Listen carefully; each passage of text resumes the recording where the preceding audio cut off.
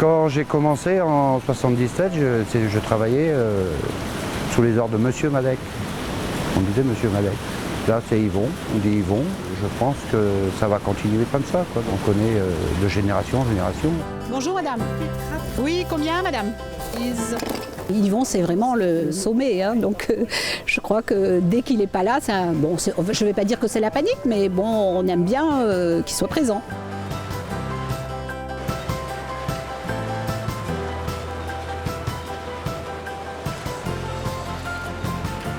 Comment l'entreprise va tourner sans lui, ouais, c'est la grande problématique, c'est la grande question.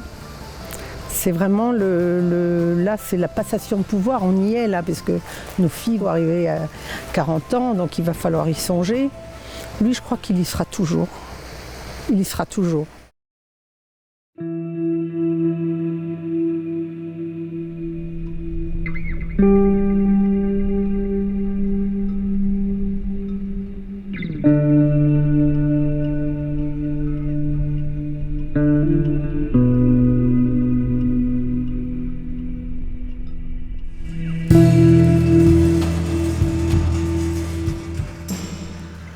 Je m'appelle Yvon Madec et je suis un peu le chef d'orchestre de l'entreprise.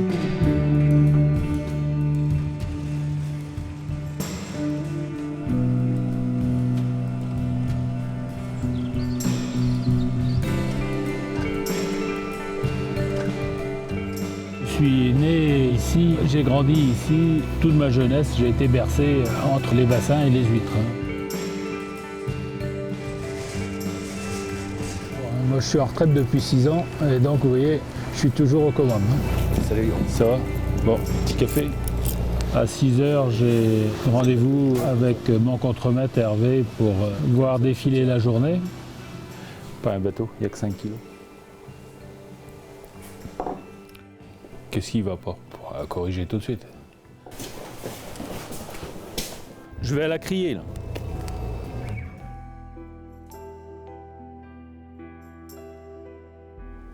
Depuis la reprise de Pratarkoum, Yvon Madec a su prendre des risques. Il sert aujourd'hui en huîtres les plus prestigieuses tables françaises et exporte ses produits jusqu'en Chine, en Russie ou encore aux Émirats arabes unis. Créée en 1898, l'entreprise qu'il aime surnommer la vieille dame a su faire face au temps. Plus qu'une tradition, c'est donc une histoire familiale qui s'apprête pour la 5e fois à changer de main. Pratarkoum, moi c'est ma vie depuis le début. Je ne vais pas dire la fin parce que j'ai pas envie que ça se termine. Hein.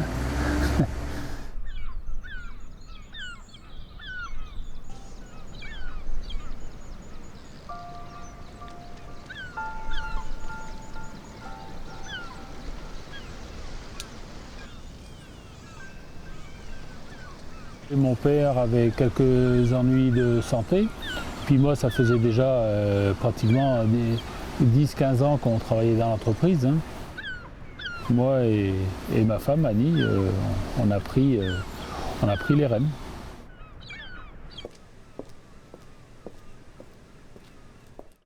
Alors vous voyez sur cette photo, on est en 1980 et voilà notre magasin aujourd'hui, 30 ans après. J'ai essayé de vous mettre ça chronologiquement. Alors ici vous avez les grands-parents d'Yvon. Donc ils ont eu 3 fils.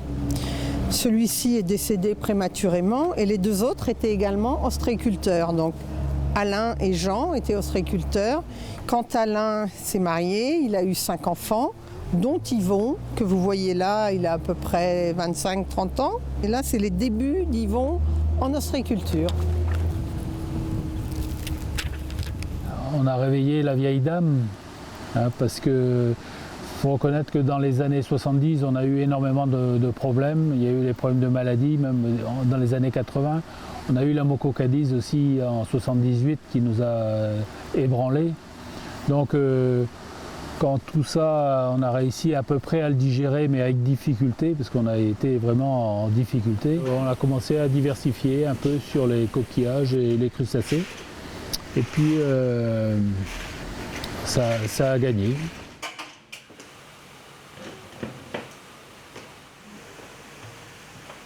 Il y aura un peu d'algues à mettre.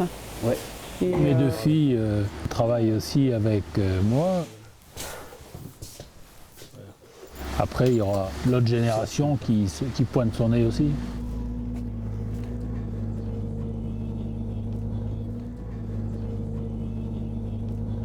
Transmettre, c'est souvent plus difficile que de bâtir. Bâtir, on prend une décision, on prend les moyens et on fait. Transmettre, faut poser les bonnes questions au bon moment et puis pas faire fausse route. Je ne veux pas être le dernier. Non, c'est pour ça que maintenant, bon, tout prend une logique pour le futur aussi.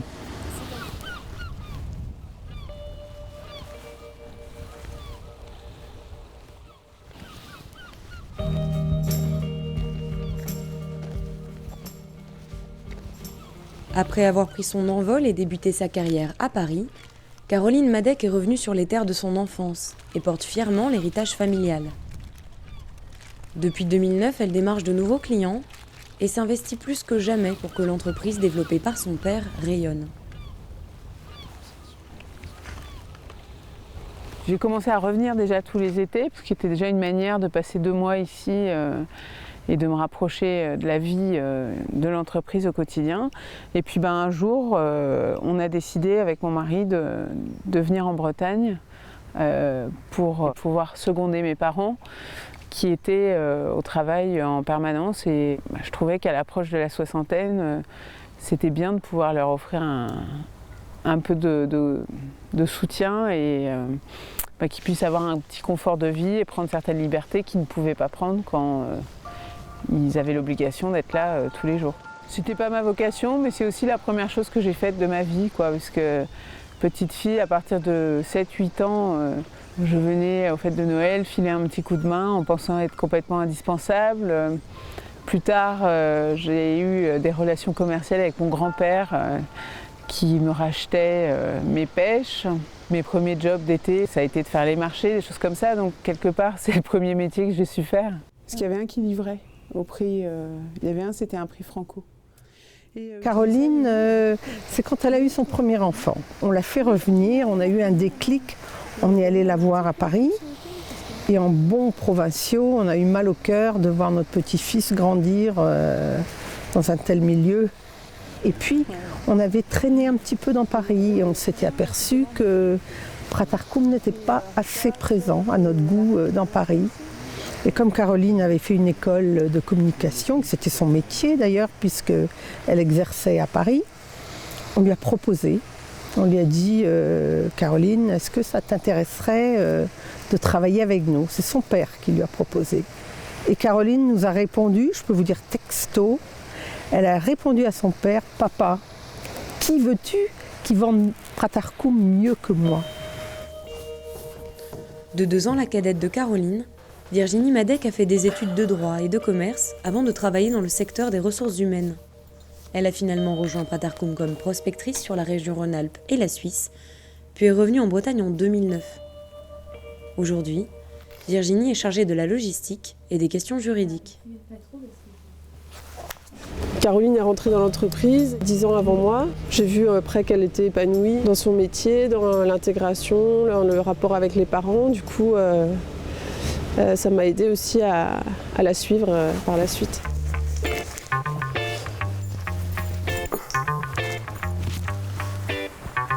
Virginie, elle a un petit peu bourlingué, elle a traîné un peu plus, elle s'est promenée, elle est allée au Brésil, elle a vécu un peu plus ailleurs.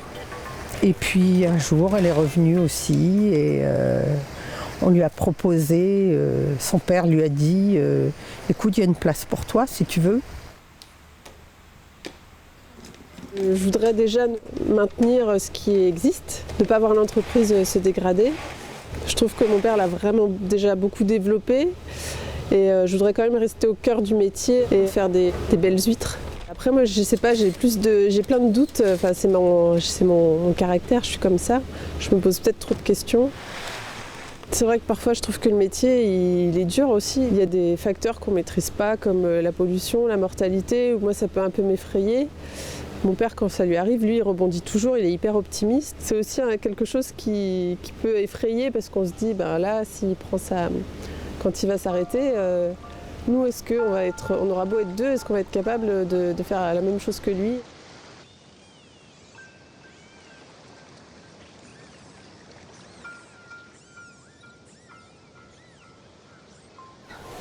À la maison. À la maison. À la maison.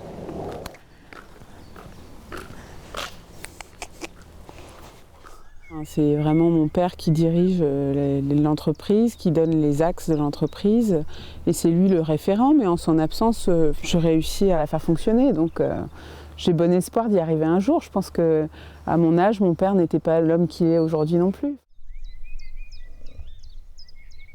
C'est sans doute une situation entre deux, oui. C'est sans doute pas très confortable pour elle. Parce que, encore quand on les écoute, elles ont le droit de dire ce qu'elles pensent et on les écoute, on en tient compte. Mais c'est toujours un petit peu audacieux de dire à son père non, c'est pas comme ça que je le vois, je suis pas d'accord. Bon, c'est vrai qu'il faut un peu d'audace, il faut oser. Et puis bon, ça les forge en même temps aussi.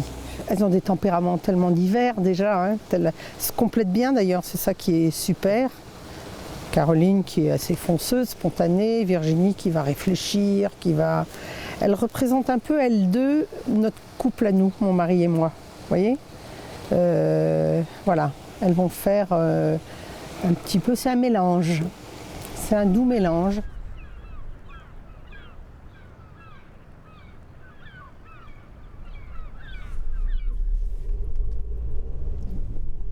Contrairement à sa sœur qui habite Pratarkoum, Virginie a fait le choix de mettre une distance entre son foyer et l'entreprise. C'est à 15 km de l'Anilis qu'elle s'est installée avec son conjoint Erwan et sa fille Capucine.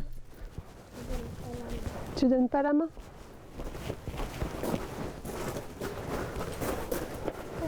C'est ouvert. Bravo.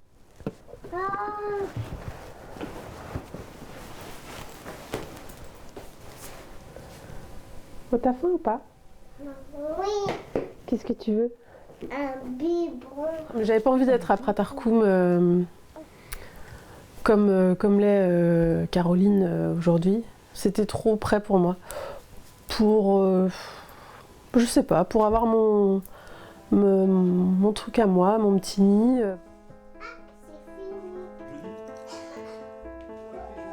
Je suis vraiment à 100%, quasiment à 100% maman aujourd'hui.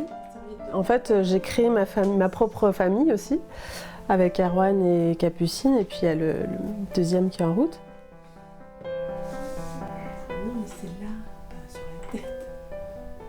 Je dirais que Caroline et Virginie sont deux sœurs qui sont déjà investies dans Pratarkoum. Et c'est une évolution, travailler à plein temps, reprendre l'entreprise de leur père, c'est une transition qu'elles font au jour le jour. Monsieur Noël vivait au pôle Sud.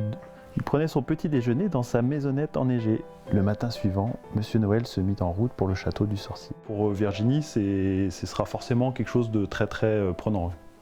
Très prenant en termes d'investissement personnel et de temps passé. Leur force, c'est le fait d'être deux, c'est qu'elles peuvent se répartir les missions de manière à avoir une vie de famille et puis avoir des libertés pour partir en vacances, prendre peut-être un peu plus de temps que ce qu'Yvon peut prendre pour lui. Quand il se lève le matin, je pense qu'il pense Pratarkoum et il se couche le soir, il pense Pratarkoum.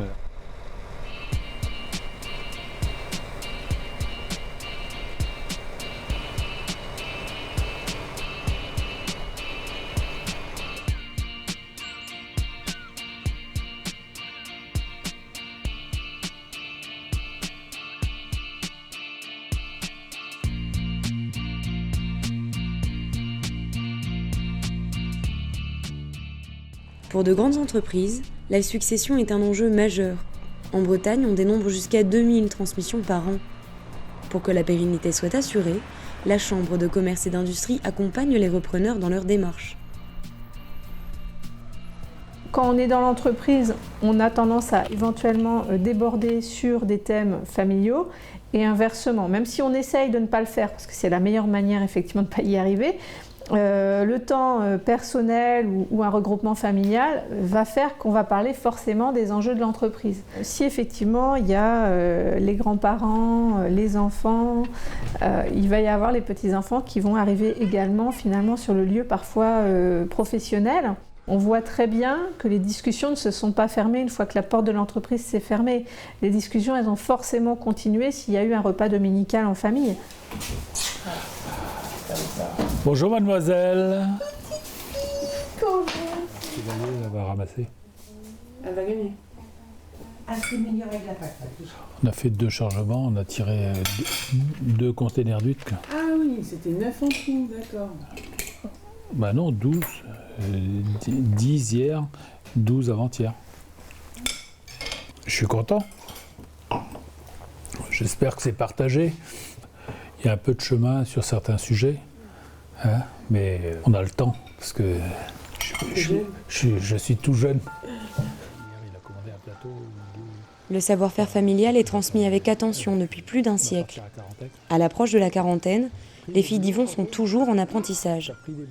Si Virginie envisage peut-être plus de travailler sur les parcs ostréicoles, Caroline, elle, s'oriente vers la vente et les relations extérieures de l'entreprise. Mais pour le moment, le patriarche veille toujours.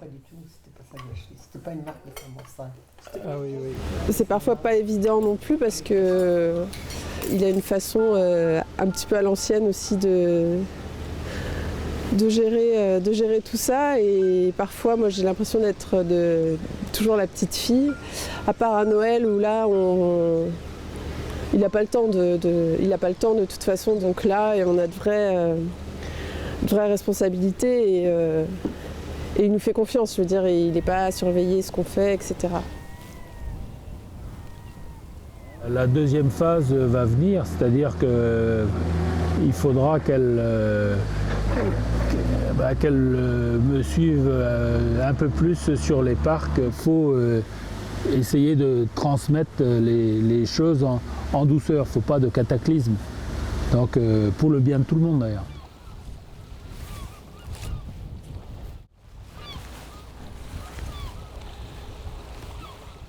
En France, 94% des transmissions d'entreprises familiales sont un succès, mais elles demandent beaucoup d'engagement personnel au quotidien. Des parents aux enfants, l'entreprise est parfois un poids qui peut mener jusqu'au conflit. Et les MADEC ont eux aussi été mis à l'épreuve. Je travaillais avec mon frère ici. Je ne m'arrangeais plus tellement avec mon frère. Et moi, je voulais partir, parce que je ne voulais pas rester. Et mon père a dit non, toi tu restes là.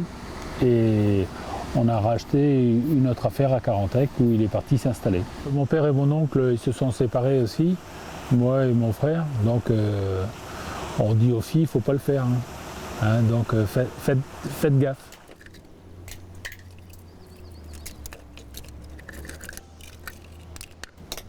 J'étais assez terrorisée quand j'ai accepté de travailler avec eux, d'éventuelles pollutions que pourraient avoir nos rapports professionnels sur nos rapports personnels. Et donc moi, dès mon entrée en matière, j'ai établi un espèce de plan de fonctionnement écrit que je leur ai remis au même titre que j'écrivais des recommandations pour des clients, dans lesquels j'ai fixé la manière dont je souhaitais qu'on collabore, en mettant surtout comme règle de toujours se dire la vérité et de jamais laisser des situations s'envenimer ou se détériorer. Voilà, donc dès le départ, il y a eu la règle de la transparence qui a été établie.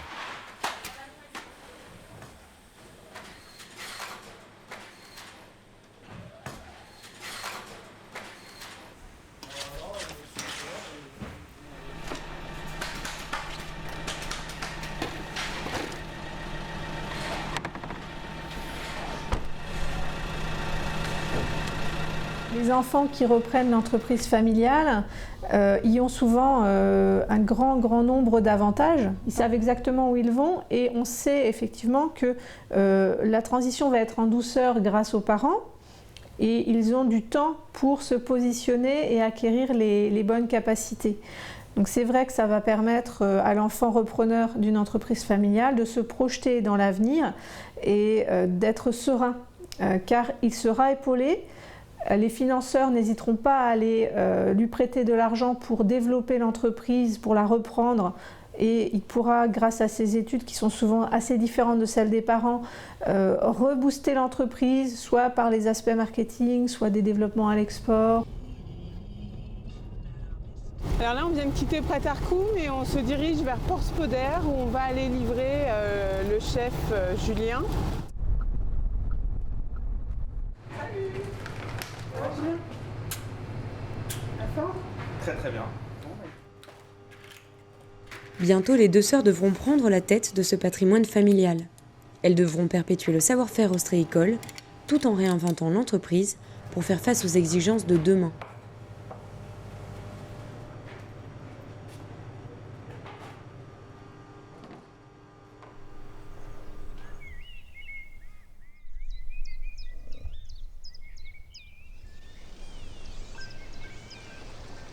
Ce serait dur de voir Pratarkoum être repris par quelqu'un d'autre parce que on s'est un peu approprié Pratarkoum, on a l'impression que c'est un peu notre territoire. Du coup, ne plus se sentir chez soi dans cet endroit qui est si important à nos yeux, ça me ferait du mal, je pense.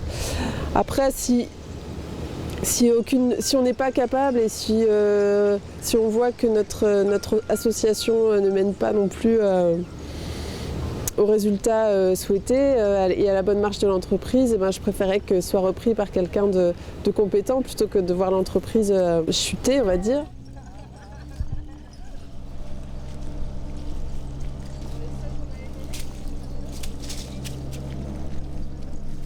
Mes filles, je pense qu'elles en seront capables, j'espère.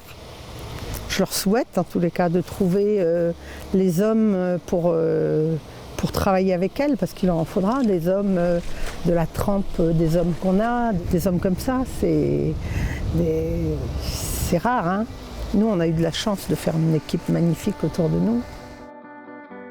La patience, qualité essentielle de l'ostréiculteur. S'il faut 3 ans pour élever une huître, la transmission, elle, se pense toute la vie. Aujourd'hui, la cadence s'accélère car le chef d'orchestre a encore beaucoup à enseigner à ses filles. Yvon Madec joue ses dernières notes, Caroline et Virginie les reprennent en chœur, et un jour, pourquoi pas, la 6e génération sera en haut de l'affiche. On a fait le tour du Pratarkoum. Ce qui me rend fier, c'est que ça continue à se développer. Pratarkoum restera dans la famille. J'aurai rempli mon rôle aussi, c'est-à-dire que je suis 4e génération. Bon, c'est bon, je vais transmettre, mais moi j'ai rempli mon contrat. Je donne les clés et ça marche.